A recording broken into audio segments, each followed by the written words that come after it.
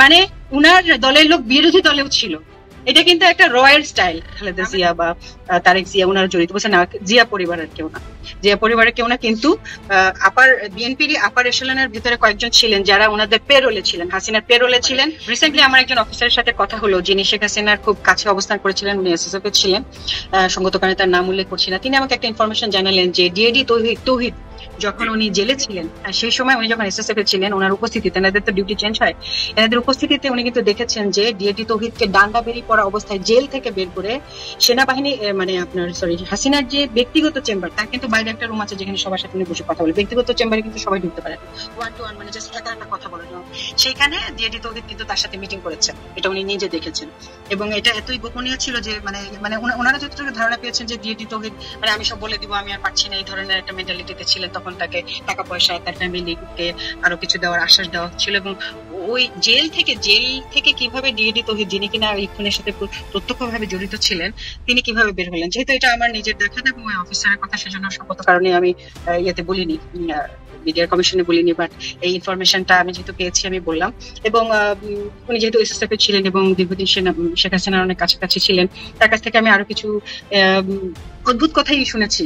যেমন বিএনপির কিছু উচ্চ পর্যায়ের কিছু লিডার যাদেরকে আমরা এখন দেখি, তারা কিন্তু রেগুলার যাতায়াত করতেন হাসিনার সাথে, তাদের ভালোই সব সখ্যতা ছিল। এবং তিনি এমনটাও শুনেছেন যে মানে ওই লিডারের নাম করে বলছেন যে ওকে বলো, ওকে সামল দিতে বলো, ও কেন করছে না। এই জিনিসটা আমাকে খুব ধাক্কা দিয়েছে। এবং এই মানে আমি একদম ওনাকে প্রশ্ন করলাম যে এটার সাথে কি মানে আমাদের খালেদা জিয়া বা তারেক জিয়া ওনারা জড়িত, বলছে না জিয়া পরিবারের কেউ না, জিয়া পরিবারের কেউ না, কিন্তু আপার বিএনপির আপার এশালনের ভিতরে কয়েকজন ছিলেন যারা ওনাদের পেরোলে ছিলেন, হাসিনার পেরোলে ছিলেন। বিভিন্ন সময় হাসিনা তাদেরকে বিশ্বের কাছে তো দেখাতে হবে যে উনি একটা গণতান্ত্রিক দল, ওনার অপোজিশন একটা দল আছে। আপনি দেখেন কেউ গুম হয়েছে, আবার কেউ কিন্তু গত 15 বছর তাদের কোনো সমস্যা হয় নাই, তারা খুব আরাম করে সব জায়গায় মিটিং করেছেন, মিছিল করেছেন। এবং এখন ঠিক এই লোকগুলাই মানে বিএনপির ভিতরে অনেক রকম মানে ঘোলাটে পরিস্থিতি তৈরি করছেন, আমরা যেটা বুঝতে পারছি। মানে যে হিসাবটা আমি কখনোই মিলাতে পারিনি। আপনি জানেন যে আমি নিজে কোনো মানে দলের সাথে যুক্ত নই, আমার দল বাংলাদেশ, আমি বাংলাদেশের হয়ে কথা বলি। যতক্ষণ পর্যন্ত এটা বাংলাদেশের ইন্টারেস্টে, আমাদের ইন্টারেস্টে, আমি সাধারণ মানুষ ভাই, খেটে খাওয়া মানুষ, আমার চিন্তা হচ্ছে আমি দিন শেষে যাতে একটু আরাম করে ঘুমাতে পারি, আমাদের যাতে নিরাপত্তা থাকে, আমাদের সন্তানদের যাতে অবস্থা ভালো হয়, তাদের পক্ষে আমি কে কথা বলবে, আমি বলি কথা। আমার দেশ বাংলাদেশ, এটা বিএনপি খারাপ করলে বিএনপি বলবো, যে খারাপ করবে সে বলবো। আমরা যে জিনিসটা কখনোই মিলাতে পারিনি যে এই যে মানে আমাদের প্রেসিডেন্টকে রেখে দাও, আমরা শুনলাম যে এটা বিএনপির ওখান থেকে একটা সিদ্ধান্ত এসেছে। তারপরে আমরা শুনলাম যে বেগম জিয়া এবং তারেক জিয়ার মধ্যেও একটা মানে তাদের মধ্যে একটা দূরত্ব সৃষ্টি করার চেষ্টা, আবার তাদের সাথে জামায়াত এনসিপির দূরত্ব সৃষ্টি করে, এগুলো কে করেছে? তারপর বিএনপির ভিতরে এত বিতর্কিত লোকজন, তারা এরকম চাঁদাবাজি করছেন, কেউ অদ্ভুত সব কথাবার্তা বলছেন, এগুলোকে কে সাপোর্ট দিচ্ছে? আমি সে যখন এসএসএফ এর ওই ভদ্রলোক আমাকে বললেন যে আমরা তো ওনাদেরকে 5 জনের নাম বলেছেন, আমাকে আমি সঙ্গত কারণে বলছি না, যে সিনিয়র এশালেনের এদেরকে দেখতাম যে হাসিনার সাথে তারা রেগুলার যাতায়াত করতেন, হাসতেন, চা খেতেন, তারপরে খাম নিয়ে বের হয়ে আসতেন। বিভিন্ন সময় হাসিনা বলছেন যে ওকে হ্যান্ডেল করতে বলো। মানে উনার দলের লোক বিরোধী দলেও ছিল। এটা কিন্তু একটা রয়্যাল স্টাইল। আমরা জানি যে আমি র এবং আইএসআই একটা বই পড়লাম কিছুদিন আগে, যে আইএসআই এর ভেতরে রয়্যাল লোক ছিল যখন 71 যুদ্ধ হয়, যেটার নাম তারা ওই যে এতদিন পরে তারা পাবলিশ করছে। তো এগুলা কিন্তু হাসিনার একটা স্টাইল। আমি অবাক হব না যে অপোজিশন সবগুলো দলে যদি তার কিছু লোক থাকে, আমাদের উচিত এদেরকে আইডেন্টিফাই করা এবং সঠিক পথে করা। এটা আমি মনে করি যে দেশবাসীকে জানা দরকার ছিল, যদি একটু অপ্রাসঙ্গিক হলো। এবং বিডিআর এর এই বিষয়টা যে ডিএডি তৌহিদ ওই সময় জেলে থাকা অবস্থায় কিভাবে ডান্ডা বেরিয়ে পড়া অবস্থায় চেম্বারের মধ্যে গেলেন, এই বিষয়টা আসলে আমি উল্লেখ করতে চেয়েছিলাম। ওভারঅল আরেকটা লাস্ট যেটা দিয়ে শেষ করতে চাচ্ছি, যে এটা অনেকে বলছে যে তোমরা শুধু সেনাবাহিনী নিয়ে কেন কথা বলো, সেনাবাহিনীর বাইরে ম্যাজিস্ট্রেট আছে, আমলারা আছে, হ্যাঁ সবাই আছে, সবাই তো গত 15 বছর আরো অনেকে গুম খুনের সাথে যুক্ত ছিল। আর্মি যখন ক্লিয়ার হবে, দুনিয়া সবকিছু ক্লিয়ার হয়ে যাবে, এটা আপনিও জানেন আমিও জানি। আর্মির মতো কোয়ালিফাইড এই লোকগুলো কিন্তু কোয়ালিফাইড, এটা অস্বীকার করার কোনো উপায় নেই। এই যে 28 জন 100 জন, ওনাদের মাথায় যে বুদ্ধি, যে কোয়ালিফিকেশন নিয়ে ওনারা সেনাবাহিনীতে এসেছেন, এর কাছাকাছিও বাইরের লোকজন না। আপনারা যখন এই জায়গাটা যখন ক্লিয়ার করবেন, এখানে যখন ভালো বুদ্ধিমান সৎ লোক নিয়ে আসবেন, বাকি সবকিছু ক্লিয়ার করতে 1 মাসও লাগবে না। আমাদের দেশের সংস্কারই শুরু হওয়া উচিত সেনাবাহিনী দিয়ে, এবং সেনাবাহিনী আমাদের পিভট, আমাদের সার্বভৌমত্বের মূল রক্ষা কবচ। তারা যখন পরিষ্কার হয়ে যাবেন, অটোমেটিক্যালি সবকিছু ক্লিন হয়ে যাবে। সিনেমা মুভির মতো আমার কাছে মুভিতে দেখা না যে হঠাৎ করে একটা হাত এসে পড়লো আর চারদিক গ্রিন হয়ে গেল। আমার কাছে ঠিক এরকম মনে হচ্ছে সেনাবাহিনীটার ভেতরটা যদি এরকম হঠাৎ করে পরিষ্কার হয়ে যেত, পুরো দেশটা সবুজ ফুলে ফলে ভরে উঠতো। এবং এই কারণেই বারবার সেনাবাহিনী নিয়ে কথা, এই কারণে না যে সেনাবাহিনীকে আমরা অপছন্দ করি।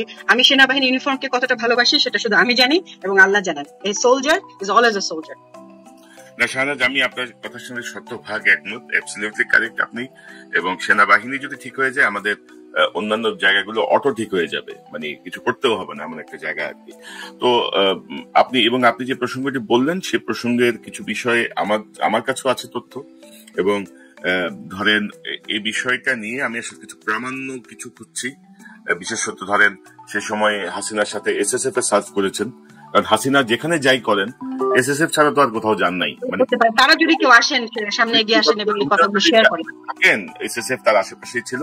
তো এসএসএফ এর কেউ যদি সাক্ষ্য দেন বা বলেন, আমি সেই অপেক্ষায় আছি এবং আমি যোগাযোগ করছি আমার মতো করে, দেখা যাক বের হয়ে আসে কিনা। কারণ সামরিক বাহিনীর ভেতরের ক্রিমিনাল যেমন সরাতে হবে, তেমনি রাজনৈতিক দলের মধ্যে যারা সুবিধাভোগী, মানে মুখোশ পরা যে দুর্বৃত্তরা, যারা জনগণের ইমোশন নিয়ে খেলে। বিএনপির লোকজন আওয়ামী লীগের হয়ে কাজ করে, বিএনপির লোকজন আওয়ামী লীগের লোকজনদেরকে প্রোটেক্ট করে, বিএনপির নেতারা আওয়ামী লীগের স্বৈরাচারের লোকজনদেরকে বাসায় আশ্রয় দেয়।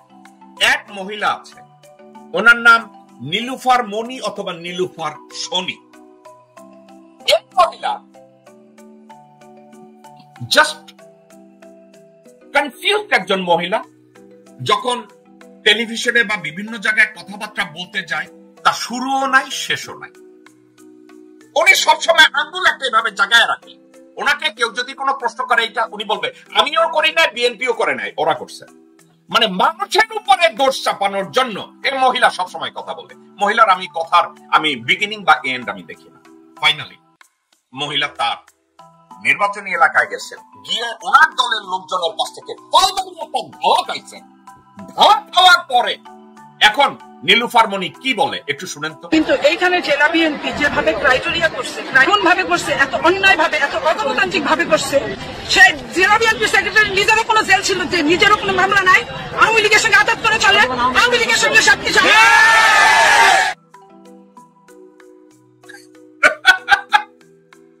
কি বুঝলেন ভাই, কি বুঝলেন, কি বুঝলেন?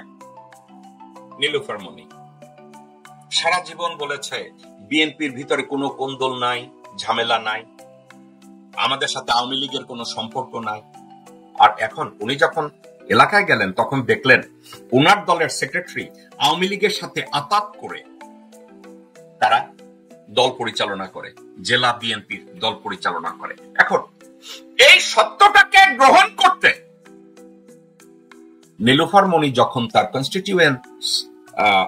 কনস্টিটিউয়েন্সিতে যান এবং ওখানে গিয়ে দেখেন যে বিএনপির অবস্থা এই, তখন উনি টকশোতে এসে যে চাপাবাজি আতলামি যা করেন উনি ভুলে যান বাস্তবতা কোনটা। আজকের উনি বলেছেন যে বিএনপির লোকজন আওয়ামী লীগের সাথে আতাত করে তারপরে চলে। বিএনপির নেতার বিরুদ্ধে কোনো মামলা হয় নাই, কারণ আওয়ামী লীগের সাথে আতাত করে চলে। মির্জা আব্বাস, আমির খসরু মাহমুদ, আব্দুল্লাহ মিন্টু, সামাও বায়, মোহাম্মদ সালাম, আমানুল্লাহ আমাম, এদের নামে নামকাও আসতে মামলা হয়েছে। এদেরকে সত্যিকার অর্থে কোন মামলায় তাদেরকে হাজতে ঢুকানো হয় না। এরা বিএনপির রাজনীতি করছে আওয়ামী লীগের সুবিধাভোগী হয়ে। আপনারা বুঝেন না? মির্জা ফখরুলের চিকিৎসার জন্য তাকে সিঙ্গাপুরে পাঠায় হাসিনা, পয়সা দেয়, অথচ বেগম জিয়ার চিকিৎসার জন্য তাকে বাহিরে পাঠানোতেই তাদের এত বাধা।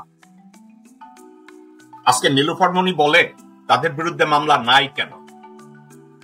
নীলুফার মনির কথাটাকে আমি আবার শোনাবো আপনাদের। কিন্তু এইখানে জেলা বিএনপি যেভাবে ক্রাইটেরিয়া করছে, এমন ভাবে করছে, এত অন্যায় ভাবে, এত অগণতান্ত্রিক ভাবে করছে, সে জেলা বিএনপি সেক্রেটারি নিজেরও কোনো জেল ছিল, যে নিজেরও কোনো মামলা নাই, আওয়ামী লীগের সঙ্গে আঘাত করে চলে, আওয়ামী লীগের সঙ্গে সবকিছু।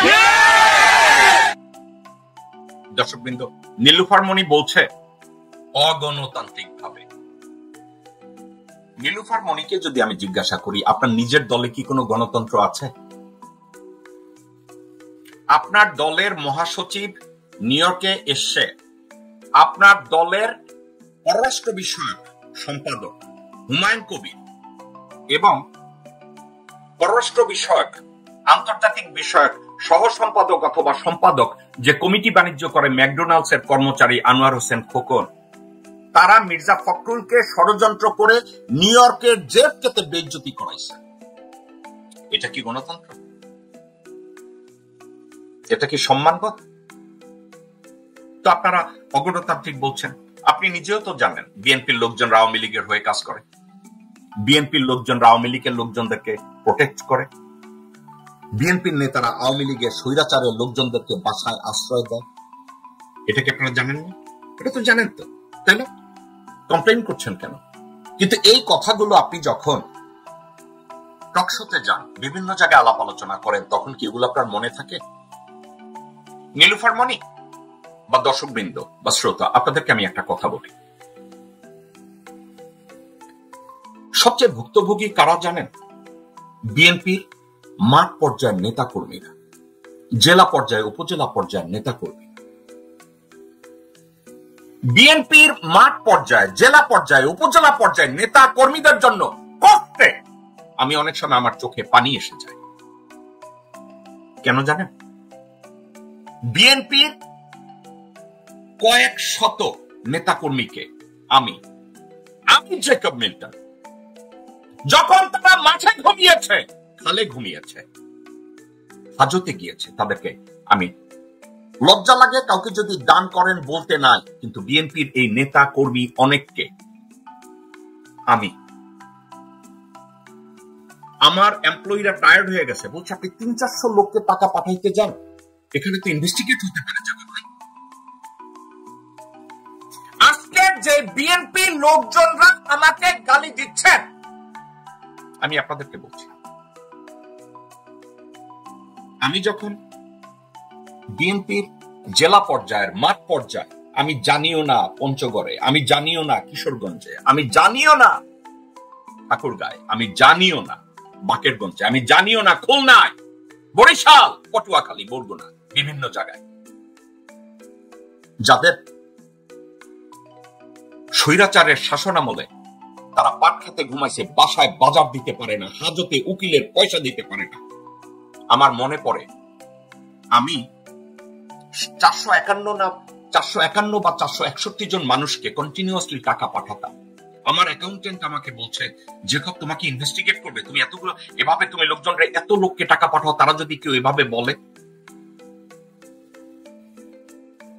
আমি কিন্তু তখন চিন্তা করি না। এবং এই যে 461 জন মানুষের ভিতরে জামাতের বোধহয় 11 জন না 12 জন ছিল, আর বাকি সব ছিল বিএনপি।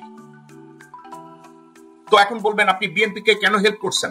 কারণ সবচেয়ে বেশি ভুক্তভোগী ছিল এই বিএনপি নামক দলটা। 461 জনের নাম, ঠিকানা, টেলিফোন নাম্বার আমার কাছে এখনো আছে। আমি যে টাকা পাঠিয়েছিলাম তাদের সব নথিপত্র আমার কাছে আছে।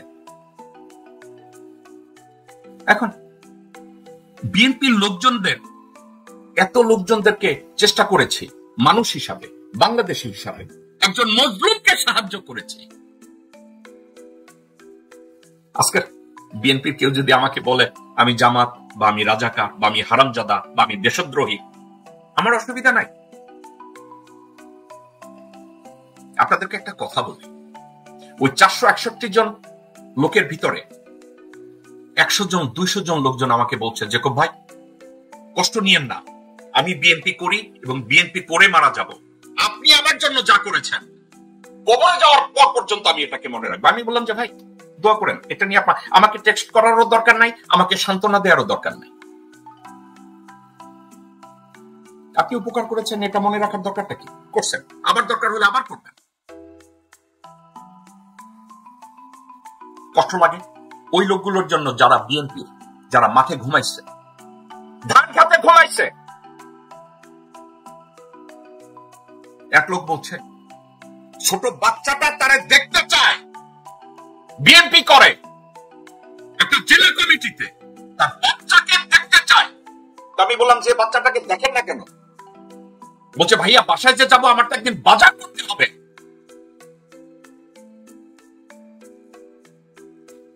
আমি বলছি তো বাজার করতে হবে, আপনার দলের বা আশেপাশের কেউ সাপোর্ট করছে না? বলছে না, তারা সাপোর্ট করা দূরে থাক, তারা ভোট পিক আপ করে না। তো অসুবিধা কি?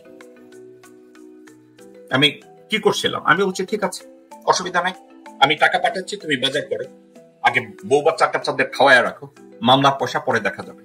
এই তো আজকে তারেক রহমান যদি তাদের দিকে খেয়াল না রাখে, আজকে সব বড় বড় নেতাদের কেস ডিসমিস হয়ে যায়, কিন্তু ওই নেতা কর্মীদের এখন পর্যন্ত কেস ডিসমিস হয় নাই। মির্জা আব্বাসের মতো একটা খুনি, আব্বাসের মতো একটা খুনি, সেই খুনি চাঁদাবাজ, টেন্ডারবাজ, দখলবাজ। জুলাই আগস্ট বিপ্লবের সাথে সাথে 8ই আগস্ট ডক্টর ইউনূস ক্ষমতা নিছে, 23, 24, 25 মধ্যে তার সব মামলা ডিসমিস হয়ে যায় উইদাউট মেরিট। কেমনে? তাহলে আমার যাই ভাই বিএনপি করে, আমার যে ভাই রংপুর, দিনাজপুরে থাকে, ময়মনসিংহে থাকে, কিশোরগঞ্জে থাকে, টাঙ্গাইলে থাকে, বাগেরহাটে থাকে, পটুয়াখালীতে থাকে, তার মামলা কেন ডিসমিস হয় নাই? তারেক রহমানের খবর নিয়েছে না? তারেক রহমান খবর নেয় নাই। বিএনপির কেউ খবর নিয়েছে না? খবর নেয় নাই। সম্প্রতি মানবতা বিরোধী অপরাধ ট্রাইব্যুনালে আপনার অভিযোগ গঠন করা হয়েছে এবং আপনারা দেখেছেন যে গুম বিষয়ে 2টা চার্জশিট করেছে, চার্জশিট জমা দিয়েছে এবং সেখানে শেখ হাসিনা থেকে শুরু করে তার যে ক্রিমিনাল গ্যাং ছিল, এই গ্যাংয়ের প্রায় 30 সদস্যের এগেনস্টে 2টা মামলাতে অভিযোগ গঠন করা হয়েছে, চার্জশিট জমা দেওয়া হয়েছে এবং এইটা প্রসেস তো এরপরে ফলো করবে। তো এর ভিতরে গুরুত্বপূর্ণ একটা অনুষঙ্গ হচ্ছে যে গুমের সাথে জড়িত একটা বিশাল সংখ্যা হচ্ছে যে আপনার বিভিন্ন বাহিনীর যারা গুরুত্বপূর্ণ পদে দায়িত্ব পালন করেছেন তারা, এর মধ্যে শেখ হাসিনার আত্মীয় শেখ রেহানার দেবর মেজর জেনারেল তারেক আহমদ সিদ্দিকী, এটাই হচ্ছে মেনলি এই ক্রিমিনাল গ্যাং, গুমের গ্যাংয়ের হচ্ছে বস ছিল। এবং রকে ভারতীয় গোয়েন্দা সংস্থাকে আমাদের ডিজিএফআই থেকে শুরু করে আমাদের গোয়েন্দা সংস্থাগুলোর ভিতরে অ্যাক্সেস দেওয়া এবং তাদের কথা মতো কাজ করবার যে বলয় তৈরি করেছিল, সেটার মূল হোতা ছিল হলো এই ক্রিমিনাল তারেক আহমদ সিদ্দিকী। তো সে সহ দেখলাম ডিজিএফআই এর সাবেক 5 জন ডিজি যারা দায়িত্ব পালন করেছে, তারপরে পুলিশ প্রধান আছে একাধিক, র্যাবের দায়িত্ব পালন করেছে এমন আছে, সাধারণ আর্ম ফোর্সেসের কর্মকর্তারা এখানে আছেন, সব মিলায় আর কি। তো এটা নিয়ে গত কয়েকদিন ধরে খুবই লিমিটেড স্কেলে নড়াচড়া দেখলাম। এটা যে লেভেলের একটা খবর, সেখানে এটা নিয়ে যে পরিমাণ মিডিয়া কভারেজ হওয়ার কথা ছিল সেটা অলমোস্ট নাই। তো আজকে মেইনলি 2টা বিষয় অনুষঙ্গ কাজ করা। একটা হচ্ছে যে এই চার্জশিট গঠনটাকে কেন্দ্র করে আমাদের সশস্ত্র বাহিনীর ভাবমূর্তি, আমাদের আইন শৃঙ্খলা বাহিনীর ভাবমূর্তি, এটা একটা বিষয়। দ্বিতীয়ত হচ্ছে গণমাধ্যমের রোল। তো প্রথম বিষয়টা নিয়ে কথা হচ্ছে যে এইটা একটা জাতি হিসাবে আমাদের জন্য কত লজ্জার যে এই একটা রাষ্ট্রের গুরুত্বপূর্ণ সকল বাহিনী প্রধান, সাবেক প্রধান অথবা গুরুত্বপূর্ণ সংগঠন বাহিনীর যারা সংস্থা আছে তাদের প্রধানদেরকে এই পর্যন্ত আসতে হয়েছে। তারা এত নিচে নেমেছে। সাবেক পুলিশ কর্মকর্তা, সাবেক পুলিশের আইজি তো কয়েকজন এখন জেলে আছে, র্যাবের সাবেক প্রধানরা এখন জেলে আছে। র্যাবকে তো আমেরিকা ট্রেজারি ডিপার্টমেন্ট থেকে স্যাংশন দেওয়া হয়েছিল 2-3 বছর আগে, এবং তখনও আমরা বলেছি যে এগুলোকে অ্যাড্রেস করা দরকার, প্রয়োজনে এই বাহিনীটাকে ডিসমেন্টাল করে দেওয়া দরকার, বাতিল করে দেওয়া দরকার। কারণ এরকম এলিট ফোর্স যেটা একটা ক্রিমিনাল মানবাধিকার লঙ্ঘনের গ্যাংয়ে পরিণত হয়েছে, তাদেরকে বাঁচিয়ে রাখাটা রাষ্ট্রের ভাবমূর্তির জন্য ভালো না। এবং প্রয়োজনে আমাদের যে এপিবিএন আছে পুলিশের ভিতরে, এপিবিএন কিন্তু আপনার আর্মড এবং তার কিন্তু মিলিটারি স্টাইলের এলিট ট্রেনিং আছে, প্রয়োজনে সেটাকে আধুনিকায়ন করা যেতে পারে, মডার্নাইজ করা, আপ টু দ্য মার্ক নিয়ে আসার জন্য যা যা করণীয় সেটা করা দরকার। বাট র্যাবের মতো একটা সংগঠন বিলুপ্ত করে দেওয়ার দাবি আমরা অনেক বছর থেকে করেছি, কারণ সিম্পলি এটা মানে টু ব্যাড, এটা রেপুটেশন ওয়াইজ যে এটাকে আর সার্ভাইভ করে রাখার কোনো জায়গা নাই আর কি। তো সেখানে আমাদের প্রত্যেকটা বাহিনীর ভিতরে আমাদের পুলিশের প্রধান হিসেবে বর্তমান আইজি, র্যাবের প্রধান হিসেবে যিনি আছেন, ওনারা সবাই জাতির উদ্দেশ্যে ক্ষমাও চেয়েছেন। কিন্তু দুঃখজনকভাবে অন্যান্য বাহিনী প্রধান, আর্ম ফোর্সেসের বিভিন্ন বাহিনী প্রধান, পার্টিকুলারলি ডিজিএফআই, এনএসআই, এদের যারা দায়িত্বে আছেন তারা কেউ দেশের মানুষের কাছে এখনো ক্ষমা চায় নাই। কারণ গত 16 বছরের আওয়ামী দিল্লির দুঃশাসনের মানবাধিকার লঙ্ঘনের সবচেয়ে বাজে এবং ন্যাক্কারজনক কাজগুলো করেছে এই গোয়েন্দা সংস্থাগুলো। অথচ এই গোয়েন্দা সংস্থাগুলো, এই বাহিনীগুলো রাষ্ট্রের কত প্রয়োজনীয় একটা জায়গা। এবং প্রায় আমরা বলতে শুনি যে তাদেরকে কেন বিচারের মুখোমুখি করা হবে।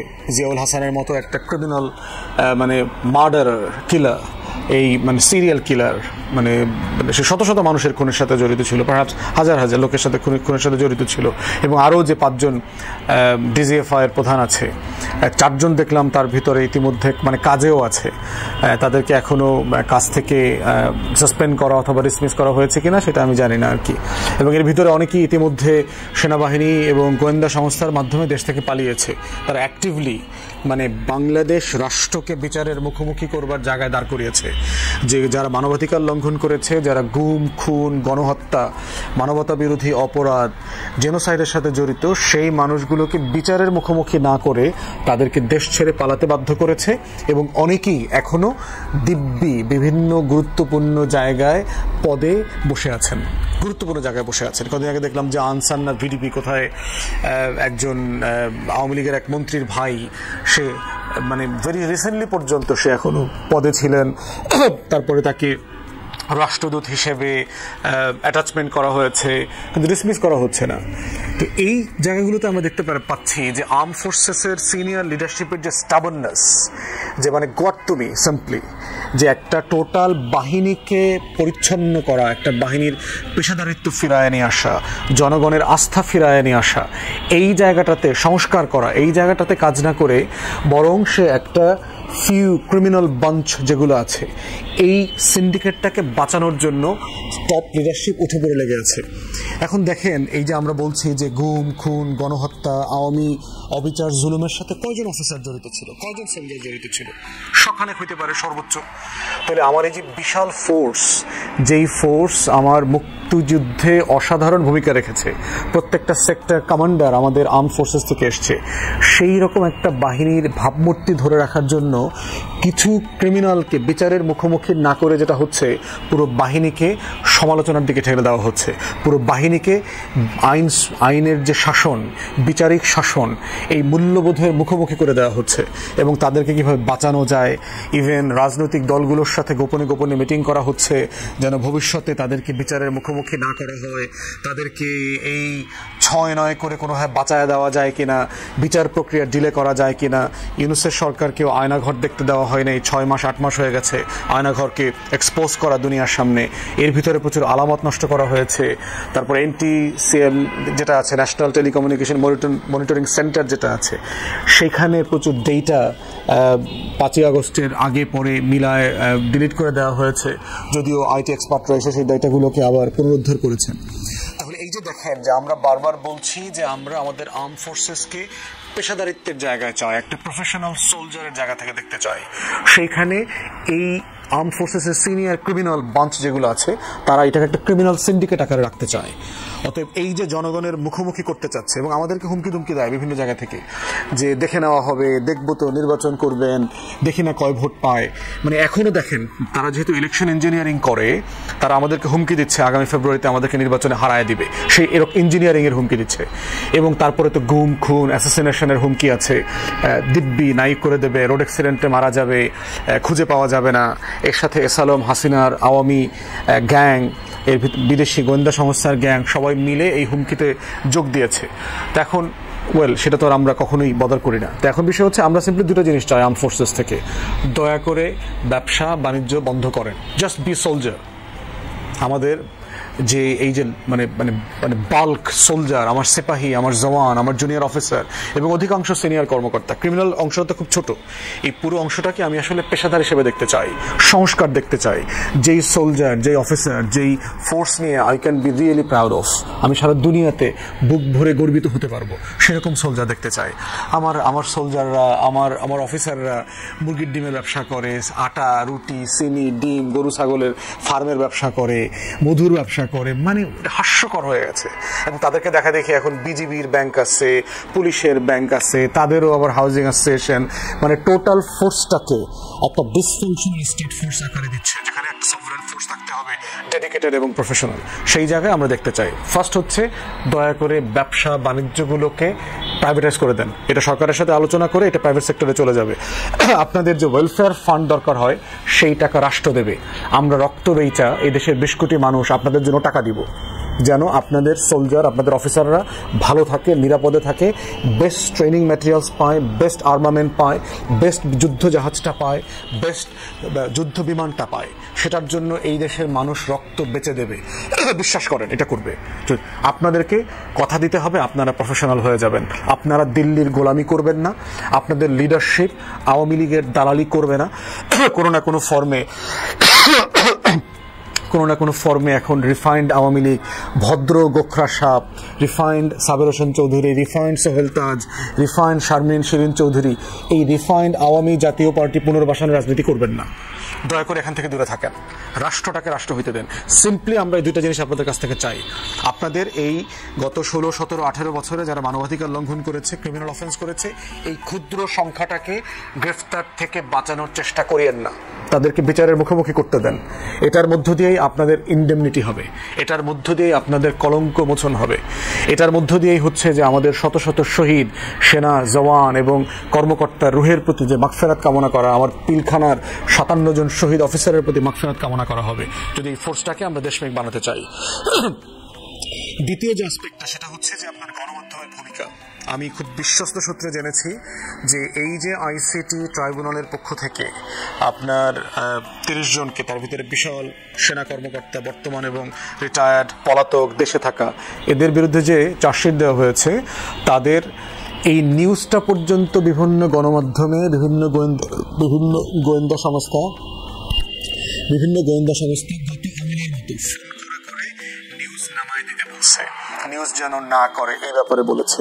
এবং গত 2-3 দিনে দেখলাম, আমরা যারা রেগুলার টেলিভিশনে যাই টকশোতে, কোনো প্রডিউসার এই বিষয়টা নিয়ে টকশো টপিক ঠিক করেন নাই, কোনো প্রেজেন্টার এইটা নিয়ে আলোচনা করেন নাই। এবং আমরা জানি এগুলোতে গোয়েন্দা সংস্থার হাত আছে, হুমকি আছে। তাহলে আপনারা কি আসলে বদলাইছেন? মানে আপনারা সারা দেশের সংস্কার হোক সেটা চান, আপনারা অমুকের বিচার চান, তমুকের বিচার চান, কিন্তু নিজের ক্রিমিনাল অফিসারের বিচার চান না। মানে এটা কি ধরনের ইনসাফ? যেই বাহিনী, যেই ফোর্স, যেই ইনস্টিটিউশন তার নিজের অন্যায়ের বিচার করতে পারবে না, তার নিজের সোলজারদেরকে বিচারের মুখোমুখি করতে পারবে না, তার মানবাধিকার লঙ্ঘনের জন্য তাকে বিচারের মুখোমুখি করতে পারবে না, গণ অভ্যুত্থানের পরে নতুন বাংলাদেশকে মেনে নিতে পারছে না, দিল্লির আধিপত্যবাদ, আওয়ামী জাতীয় পার্টিকে পুনর্বাসনের রাজনীতি থেকে বের হয়ে আসতে যাচ্ছে না, সেই বাহিনী আসলে আমার দেশে কি কাজে লাগবে? মানে এই লিডারশিপ, এই কর্মকর্তাদেরকে আসলে আমার এই দেশপ্রেমিক লক্ষ লক্ষ যে সিপাহী জওয়ান জুনিয়র অফিসাররা ভালোবাসে? আসলে কি এরকম দিল্লি প্রেমিক, আওয়ামী প্রেমিক, জাতীয় পার্টির প্রেমিক এই অফিসার এবং সিপাহী দিয়ে কি আপনি যুদ্ধ করতে পারবেন? তাদের মধ্যে কি আস্থা তৈরি হবে? জনগণের আস্থা তৈরি হবে? এবং ইতিমধ্যে আমরা সেটা দেখতে পাচ্ছি, মানে যে শ্রদ্ধা সম্মান এই বাহিনীগুলোর প্রতি ছিল সেটা প্রায় হারিয়ে গেছে। এবং যৌথ বাহিনীর গত 1 বছরের যে নিষ্ক্রিয়তা, মানে তার যে ডিসাইসিভনেস জাতি এক্সপেক্ট করেছিল, সেটাও আমরা দেখি নাই। তো গণমাধ্যমের এই ভূমিকাটাও খুব প্রশ্নবদ্ধ মনে হয়েছে আমাদের কাছে। সেজন্য আমরা বোধ করছি যে রাষ্ট্র আকারে এই রাষ্ট্রটাকে যদি আমরা রাষ্ট্র হইতে দিতে চাই, তাহলে আমাদের এই ফোর্সগুলোকে প্রফেশনাল জায়গায় আনতে হবে এবং গণমাধ্যমকেও তার রেসপন্সিবল জায়গায় আনতে হবে। গণমাধ্যমগুলোর যারা নিউজ টিম আছে, টকশো টিম আছে, তারা এখনও আওয়ামী বলয়ের রাজনীতি করতেছে। তাদের প্রত্যেকের টপিক সিলেকশন দেখতেছি খুব সিরিয়াসলি, মানে যেন আওয়ামী লীগ কষ্ট না পায়, জাতীয় পার্টি কষ্ট না পায়, এই ধরনের টপিক সিলেকশন করতেছে। পরিকল্পিতভাবে দেখলাম জাতীয় পার্টির মালিক মুক্তার যারা আছে, এরা এখনো যে টেলিভিশনগুলো চালায় তাদের অনেকেই ভিতরে নিউজ আইটেমে দেখলাম জাতীয় পার্টি নেতাদেরকে নিয়ে প্রোগ্রাম করা, টকশোতে ডাকা, যারা জাতীয় পার্টির বিরুদ্ধে কথা বলছে তাদেরকে টকশোতে ইনভাইট না করা, এই রকম প্রকল্পগুলো আমরা চালু থাকতে দেখেছি।